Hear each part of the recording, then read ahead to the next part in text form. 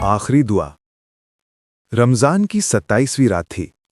मस्जिद की लाइट्स हल्की हल्की चमक रही थीं और हवा में रूहानी सुकून घुला हुआ था। अयान मस्जिद के एक कोने में बैठा था, आंखों में नमी, दिल में बोझ। पिछले 1 साल से उसकी जिंदगी बदल चुकी थी।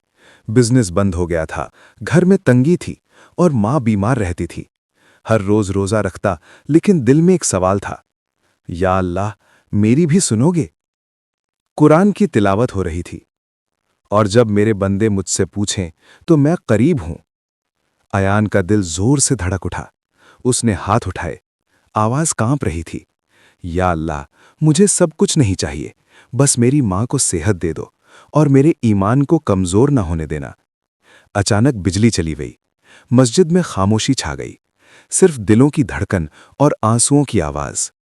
कुछ पल बाद लाइट वापस आई और उसी वक्त अयान का फोन वाइब्रेट हुआ।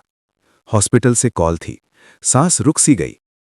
अल्हम्दुलिल्लाह, डॉक्टर बोला, आपकी मां की रिपोर्ट्स क्लियर हैं, वो ठीक हो रही हैं।